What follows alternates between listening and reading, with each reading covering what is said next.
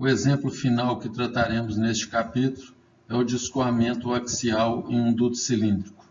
Este exemplo vai trazer duas novidades, uma delas é a utilização de um novo sistema de coordenadas, no caso coordenadas cilíndricas, que tornam o tratamento, nesse caso, bem mais simples do ponto de vista matemático, e a outra novidade será a incorporação do efeito da pressão ou da diferença de pressão no escoamento. Esse slide aqui ele busca ilustrar a definição de coordenadas cilíndricas. Novamente, para representar pontos no espaço usando esse sistema de coordenadas, nós precisamos de três valores de coordenadas, no caso, dimensão ou coordenada R, θ e Z. Então, o R ele é medido sempre como uma distância em relação à origem do sistema de coordenadas, ele só pode assumir valores maiores que ou iguais a zero. O ângulo θ ele vai assumir valores entre 0 e 2π, se percorrermos a circunferência inteira. Nós é que escolhemos a direção e o sentido de crescimento, se é horário ou anti-horário, e o eixo Z, aqui no caso ele foi escolhido descendo, no sentido descendente, mas poderia ser ascendente, inclinado, a escolha em relação ao eixo Z é nossa. A única restrição que a gente tem é referente ao R, que sempre vai assumir valores maiores que ou iguais a zero. Essa figura aqui do lado direito, ela mostra a relação entre as coordenadas x e y e r e θ. Nós temos aqui um ponto, a coordenada desse ponto, utilizando o sistema de coordenadas cartesianas, teria coordenadas x e y, num sistema de coordenadas cilíndricas seria r e θ. Aqui dá para percebermos que a coordenada x é expressa por r cosseno θ e a coordenada y r seno θ, ou seja, é possível sempre transpor de um sistema de coordenadas para outro usando essas relações trigonométricas. É importante destacar que se estivermos numa determinada posição R, a diferença que existe entre esse ponto que está aqui no cursor e um ponto diametralmente oposto não é o valor de R, ambos vão estar na mesma distância em relação à origem. O que vai diferenciar as coordenadas desses pontos é exatamente o ângulo θ. Temos aqui uma representação, então, do sistema que vai ser analisado. Eu arbitrei a direção Z no sentido descendente, na direção vertical descendente, o ângulo θ crescendo no sentido horário e o R a partir do centro da tubulação. O tubo considerado aqui ele tem um diâmetro ou um raio R maiúsculo, e aqui já está representado o elemento de volume em coordenadas cilíndricas que vai ser utilizado para efeito de estabelecimento dos balanços de massa e de quantidade de movimento. Nós vamos assumir que o escoamento ele está se dando apenas na direção axial ao longo da direção Z. A novidade é que agora nós vamos assumir que existe uma diferença de pressão. A pressão nessa coroa circular aqui, numa dada coordenada Z, vai ser diferente da pressão numa dada coordenada Z mais ΔZ. Então, o elemento de volume ele tem uma espessura ΔR, ele não é maciço, ele não vai até o centro do cilindro, ele tem uma espessura ΔR, tem uma altura ΔZ, e aqui a única dimensão que está percorrendo de 0 a 2π é a dimensão angular, poderia também ser de 0 até ou de θ e θ mais Δθ. Aqui eu optei por representar ao longo da circunferência inteira, uma vez que nesse caso não vai haver variação da velocidade Z ao longo da direção θ. Então nós podemos usar o ângulo θ variando de 0 até 2π. Se houvesse alguma reentrância na superfície do cilindro que causasse variação com θ, nós deveríamos ter uma dimensão infinitesimal em θ também. Aqui nessa figura também estão representadas as direções do transporte de quantidade de movimento por convecção, que é na direção do movimento macroscópico, e a direção do transporte de quantidade de movimento por difusão, que é na direção radial, que é a direção onde há gradiente de velocidade. Não é difícil saber ou identificar que há gradiente ao longo da direção R, lembrando que num ponto qualquer o fluido está escoando para cima ou para baixo, e junto à parede do tubo a velocidade é zero. Então, se variarmos a coordenada R, nós teremos uma variação da velocidade Vz, consequentemente temos um gradiente de velocidade ao longo de Z. Os planos que estão identificados aqui para entrada e saída de quantidade de movimento seguem o mesmo padrão que temos utilizado, que é de escolhermos esse plano para ficar um equacionamento coerente com a orientação dos eixos coordenados. Então, nos próximos slides, nós vamos estabelecer os balanços de massa, de quantidade e movimento. Eu vou, dessa vez, fazer o algebrismo de uma forma mais compacta e mais rápida, uma vez que já adquirimos alguma experiência na formulação das equações e no tratamento matemático delas, para chegarmos até as equações diferenciais. Fazendo as mesmas considerações que temos feito, de escoamento laminar, de um fluido newtoniano com densidade e viscosidade constantes, e restringindo a formulação a sistemas em estado estacionário, nós podemos representar o balanço de massa através dessa equação, taxa de entrada menos taxa de saída de massa igual a zero.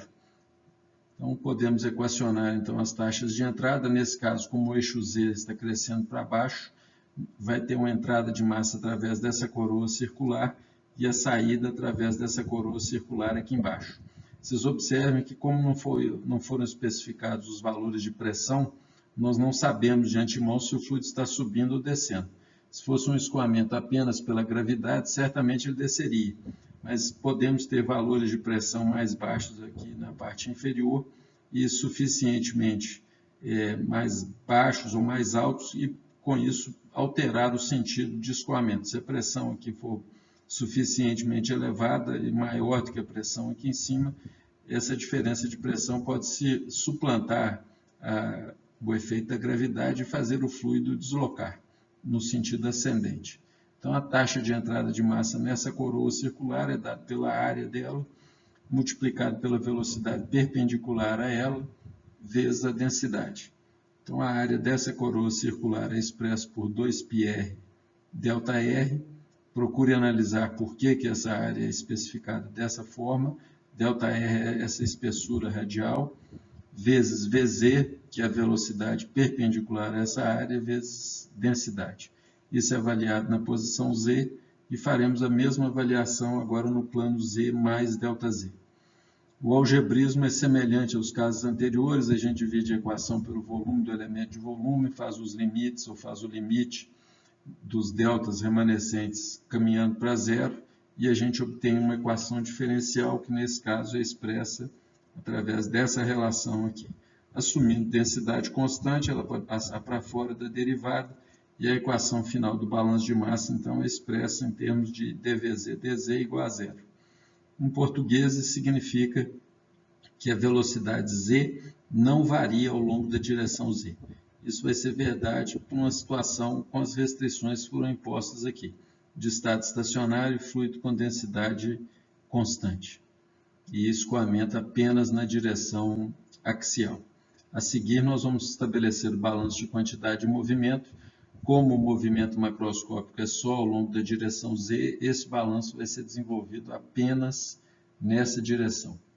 Eu recomendo aqui que vocês façam o algebrismo, seguindo a mesma metodologia que utilizamos anteriormente, para verificar a validade dessa equação ou dessas equações que estão propostas aqui. Estabelecendo agora o balanço de quantidade e movimento na direção z, que é a direção do movimento macroscópico do fluido, a versão da equação está mostrada aqui, a taxa de entrada de quantidade de movimento menos taxa de saída, mais o somatório de forças igual a zero. Lembre que, como quantidade de movimento é uma grandeza vetorial, a gente só precisa do balanço na direção em que o movimento está se dando. E a mesma coisa se aplica ao somatório das forças. Nós só vamos incorporar o somatório das forças, da componente dessas forças, na direção do movimento macroscópico, que é a direção z. Os planos para entrada e saída de quantidade de movimento escolhidos por coerência com a orientação dos eixos. Então, taxa de entrada de quantidade de movimento por convecção vai ser a taxa de massa vezes a velocidade. Isso é a definição da taxa de quantidade de movimento. Então, a expressão obtida é 2πr ΔR Vz. Isso representa, então, o valor da área vezes a velocidade vezes a massa, isso é massa por unidade de tempo, vezes Vz, quantidade de movimento por convecção por unidade de tempo, e avaliado na coordenada z. Procurem equacionar, parar o vídeo nesse momento e procurar representar a taxa de entrada de quantidade de movimento por difusão. ela vai ocorrer nessa superfície interna do cilindro.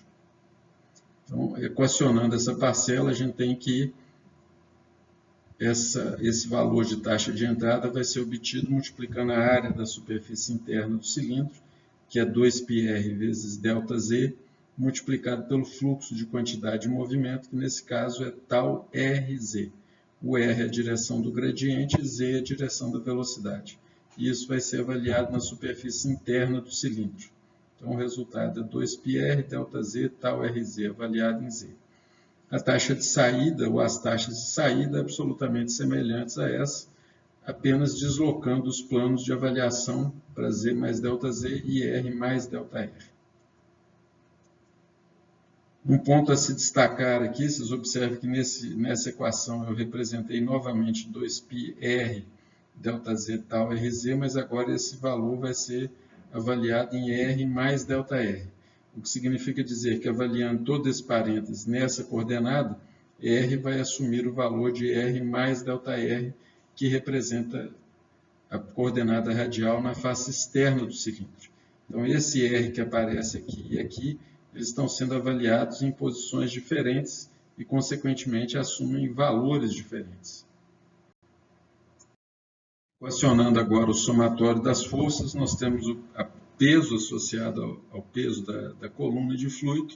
Aí temos como peso uma força de volume, a gravidade é uma força de volume, nós utilizaremos o volume do elemento de volume, que é 2πr ΔR ΔZ, multiplicado pelo ρ, que é a densidade do fluido, vezes a aceleração da gravidade. Nesse caso, a componente da gravidade está com a mesma orientação do eixo Z, ambas para baixo, e como o tubo está na posição vertical, o G na componente Z é exatamente igual ao G, aceleração da gravidade. Se porventura o tubo tivesse inclinado, nós teríamos que contabilizar a componente da gravidade na direção em que estivesse ocorrendo o escoamento. A força associada à diferença de pressão é calculada lembrando que pressão é uma força associada, é uma força que atua numa área.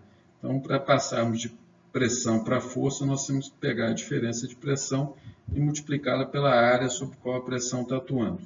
Nós vimos em capítulos anteriores que pressão é sempre uma força que atua normal à superfície, então já equacionaremos a resultante da diferença de pressão, que vai ser obtida pela multiplicação da área, no caso é a área dessa coroa circular, sobre a qual a pressão está atuando, então é 2πr ΔR, multiplicado pela diferença de pressão, P avaliada em Z, menos P avaliada em Z mais ΔZ.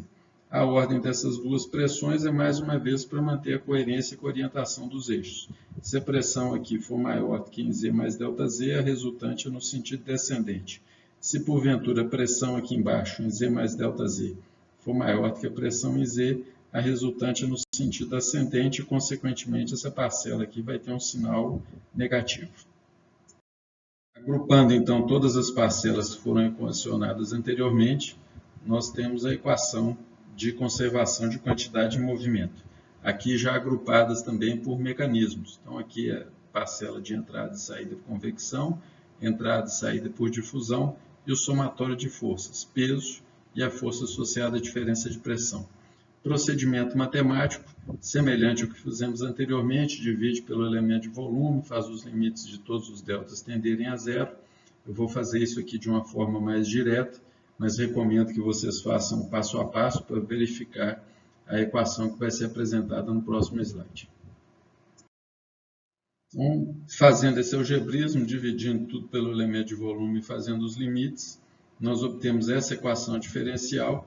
A primeira parcela se refere às taxas de entrada e saída por convecção, a segunda difusão, terceira e quarta referentes ao somatório de forças, aqui o termo da gravidade, aqui o termo associado à força resultante da diferença de pressão. Então, com isso aqui, essa equação, na realidade, ela rege o escoamento do fluido nesse sistema que estamos analisando com as considerações que foram formuladas.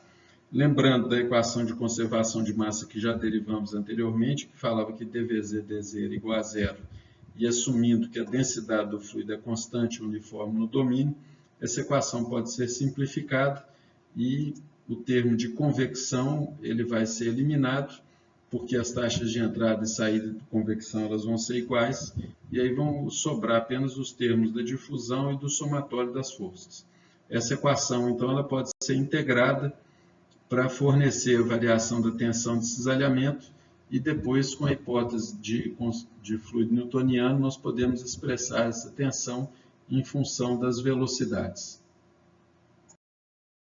Se observarmos a equação anterior, nós vamos ver que ela vai ter uma parcela relativa à difusão, que é só variável com R, um termo da gravidade, que é uma constante, e o termo da pressão expresso através de um gradiente de pressão. Então, no procedimento para fazer a integração, nós podemos integrar os termos da difusão e da diferença de pressão separadamente. Eu optei aqui de integrar o termo da pressão, a pressão só varia ao longo de Z, então assumi, baseado na equação anterior, considerando que o termo de difusão não varia com Z e que o termo de ρg é constante, nós podemos considerar que dP dz é uma constante a ser determinada em função das condições de contorno para pressão, e aí a integração dessa equação, usando os conceitos que já vimos anteriormente, fornece que a variação de pressão vai ser linear e vai ser expressa em função de C1Z mais C2. Para determinarmos os valores de C1 e C2, nós precisamos de impor condições de contorno para pressão. Nesse caso, as condições de contorno para pressão são essas: em Z igual a zero, que seria no topo do plano de referência no cilindro, P igual a P0, e em Z igual a L, um valor de P igual a PL. Observe que estamos fazendo tratamento literal, não estou especificando nem que P0 é maior do que PL, nem o contrário. Então, combinando essas duas condições de contorno com a equação que representa a variação da pressão, nós podemos obter, então, o perfil de pressão, representado através de uma variação linear. É fácil constatar que esse perfil de pressão satisfaz as condições de contorno, e, derivando essa equação, nós podemos obter uma expressão para dP dz, que vai ficar igual a PL menos P0 sobre L. Essa equação vai ser utilizada lá no balanço de quantidade e movimento para podermos, então, determinar a variação de tal RZ. Voltando à equação de conservação de quantidade e movimento, já agora usando o valor de dP dz que obtivemos no slide anterior, a equação nossa de conservação passa a ser expressa dessa forma. Esse termo aqui é derivado lá do termo de dP dz, e aí agora fica uma equação que depende apenas de R. Nós podemos então transpor os termos constante de pressão e da gravidade para o lado direito, usar a técnica de separação de variáveis para poder integrar a equação e obter uma descrição para tal RZ. Então, fazendo isso em etapas, fiz a transposição desses termos para o lado direito. Aqui tinha um menos, então o menos agora desaparece. Podemos usar a técnica de separação de variáveis, passar o R para cá multiplicando e proceder à integral. Integral de um diferencial dá o próprio argumento do diferencial.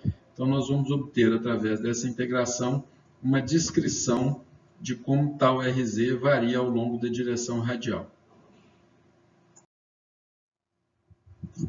Prosseguindo o tratamento do slide anterior, a gente obtém uma expressão matemática para descrever a variação de tal RZ com R.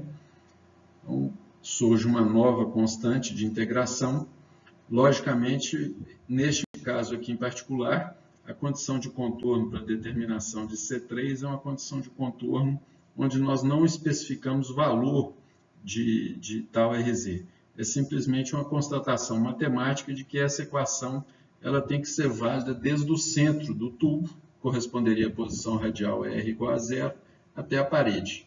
E aí nós observamos que para essa equação ser válida, em R igual a zero, considerando que tal RZ e que as parcelas aqui em colchete elas são finitas, nós podemos afirmar que quando R for zero, esse termo vai ser zero e esse vai ser zero.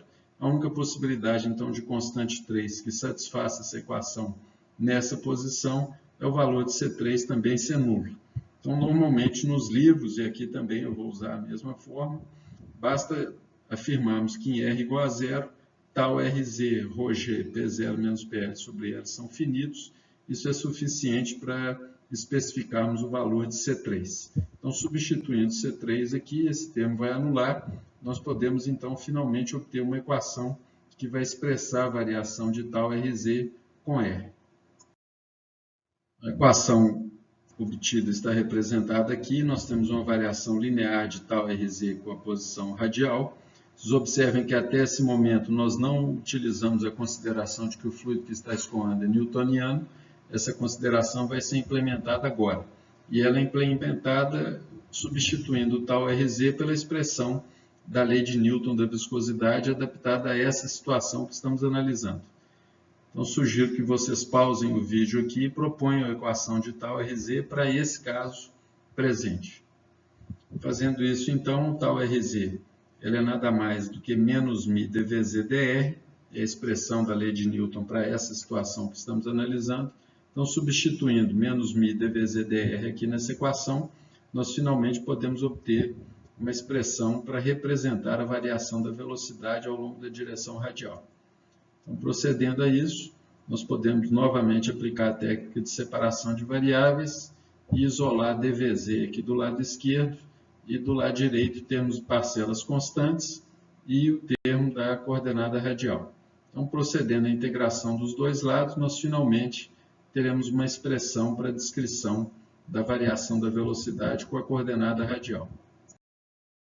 Voltando ao tratamento anterior, aqui a equação que nós derivamos anteriormente, integrando dos dois lados, nós chegamos a uma equação matemática que descreve a variação da velocidade com a coordenada radial e, como a integração foi feita de forma indefinida, é acrescentada uma nova constante de integração C4. Daqui já dá para percebermos que a velocidade é descrita por um perfil parabólico e que o sinal da velocidade vai ser definido pelo sinal desse colchete, uma vez que R é sempre um número maior que ou igual a zero. A condição de contorno, então, para a determinação de C4 é a condição de não escorregamento junto à parede. Matematicamente, ela é expressa dessa maneira. Em R igual a R, coordenada radial correspondente à posição na parede, Vz igual a zero.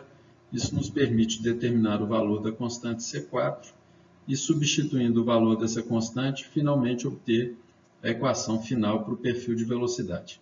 Vocês veem que vai ter um termo quadrático que vai caracterizar um perfil parabólico. Logicamente, esse termo que está aqui entre parênteses, e mais uma vez a viscosidade que foi assumida constante, ela aparece nos dois termos. A gente pode então colocar uma série de parcelas em evidência e obter uma equação mais compacta para descrever o perfil de velocidades. Procedendo então a esse algebrismo, colocando em evidência uma série de fatores, a gente obtém a expressão para a descrição do perfil de velocidade. É 1 sobre μ, ρg, mais P0 menos PL sobre L, raio do tubo ao quadrado menos a coordenada radial ao quadrado, dividido por 4. Vocês notem que o que vai definir o sentido da velocidade não é o valor da viscosidade, porque ela é sempre positiva, não é o valor desse termo, porque ele é sempre maior que ou igual a zero, uma vez que R vai variar sempre entre 0 e R maiúsculo. Então, o sentido da velocidade é definido por esse colchete. Se ele for positivo, vocês lembrando que o eixo Z foi orientado para baixo, então se ele for positivo, nós teremos velocidades no sentido descendente e o fluido está descendo. Se esse termo aqui for zero, o fluido está parado. E se esse termo for negativo, isso vai significar velocidades negativas e, consequentemente, fluido subindo ao longo da tubulação. Essas três condições são representadas aqui. Logicamente, se quisermos fazer um fluido subir dentro de uma tubulação cilíndrica, nós temos que criar uma diferença de pressão que faça com que a pressão na parte inferior seja maior do que a pressão na parte superior, mas maior o suficiente para superar o termo da gravidade. Não basta que P0 seja menor do que PL ou que PL seja maior do que P0. Ele tem que ser suficientemente maior para mudar o sinal desse termo aqui em colchete. Quem pode criar essas diferenças de pressão normalmente são bombas, compressores e exaustores, né? Num canudinho, quando nós estamos bebendo algum refrigerante, é a nossa boca, somos nós mesmos, com a nossa capacidade pulmonar, que estabelecemos essa diferença de pressão e fazemos o líquido do copo subir e alcançar a nossa boca para nos hidratarmos. Então, mais uma vez, temos a equação final para o perfil de velocidades. Por inspeção aqui dessa equação, a gente constata que a velocidade máxima ou mínima, isso vai depender do sentido, do sinal da velocidade, mas o fato é que a velocidade máxima em valor absoluto ela vai ocorrer no centro do tubo, em R igual a 0, e o valor dela é especificado através dessa equação. Uma forma bastante cômoda e geral de fornecer esse perfil de velocidades é fazer a razão dessa expressão dividido pelo valor de velocidade máxima e expressar o perfil de velocidade em função desse valor máximo. E aí nós temos uma expressão geral que vai ter uma razão das velocidades que vai ser dada por essa relação. Então, Vz dividido por Vz máximo, Vz é a velocidade em uma dada posição radial, Vz máximo é a velocidade no centro da tubulação. Esse número vai ser dado sempre por 1 menos coordenada radial dividido pelo raio do tubo elevado ao quadrado. Graficamente, isso vai ser descrito por uma parábola, como veremos a seguir. Esse gráfico, então, é uma representação esquemática da equação que nós vimos anteriormente, que está reproduzida aqui mais uma vez. Então, na ordenada é Vz dividido por Vz máximo, esse número só pode variar entre 0 e 1, independente até do sinal das velocidades. E aqui a coordenada radial, centro, caminhando para a parede ao longo dos dois sentidos. Observe que o valor de R dividido por R maiúsculo é sempre um número que vai variar entre 0 e 1 também. Então, o perfil laminar de velocidades é descrito por uma equação de uma parábola. Nós vamos ver mais à frente que quando o regime é turbulento, essa parábola vai ser deformada e teremos perfis de velocidade diferentes do que é o característico para um escoamento laminar. A seguir, utilizaremos a equação do perfil de velocidade para determinarmos a equação para velocidade média e para vazão volumétrica de fluido. A determinação da vazão volumétrica pode ser feita usando o mesmo conceito que foi utilizado anteriormente, obtido através de uma integração, considerando um elemento de área infinitesimal, a velocidade perpendicular a esse elemento de área, e fazendo a integração ao longo da seção em que o fluido está escoando. No caso de geometria cilíndrica, a equação que utilizaremos é essa que está representada aqui. 2πr/dr seria a área de um elemento infinitesimal, Vz é a velocidade perpendicular a esse elemento, e a integral definida do centro do tubo até a parede. Aqui, nessa expressão de Vz, a gente substitui a equação que foi derivada anteriormente e procedemos então à integração. Recomendo mais uma vez que vocês reproduzam essa integral e verifiquem se está de acordo com essa equação que está proposta aqui. Essa equação foi definida originariamente por Hagen e Poiseuille já há algumas décadas e relaciona a vazão de fluido com as suas dimensões, com a diferença de pressão criada e com o termo da gravidade. Nós observamos aqui que, nesse caso, se o escoamento tem efeito da pressão, o que determina se o fluido escoa mais rapidamente ou menos rapidamente é a viscosidade. Se for escoamento só por gravidade, esse termo de diferença de pressão vai ser nulo, e aí o que vai coordenar, ou que vai determinar se o fluido vai escoar mais rapidamente ou menos, é novamente a viscosidade cinemática. Eu saliento aqui o grande efeito que o valor do raio do tubo tem sobre a vazão, que dá para verificar que para as mesmas condições de peso do fluido e diferença de pressão criada, dobrar o raio significa aumentar a vazão em 16 vezes. Se o escoamento se der só por gravidade, como adiantamos, esse termo da diferença de pressão vai ser cancelado e a equação final para a vazão volumétrica é dada por πr² vezes a aceleração da gravidade dividido por 8 vezes a viscosidade cinemática. E aí constatamos que o que determina se o escoamento vai ser mais rápido ou menos rápido numa tubulação cilíndrica com escoamento apenas por gravidade é a viscosidade cinemática. Lembrem de um ponto importante que eu já tinha destacado anteriormente: água e aço têm a mesma viscosidade cinemática. Os valores do aço a 1.600 e da água a 20 centígrados são muito próximos. Isso é um dos fundamentos que nos permite utilizar a água para simular o escoamento do aço em réplicas de instalações metalúrgicas. Isso é uma abordagem bastante tradicional e que é denominada de modelagem física dos processos metalúrgicos.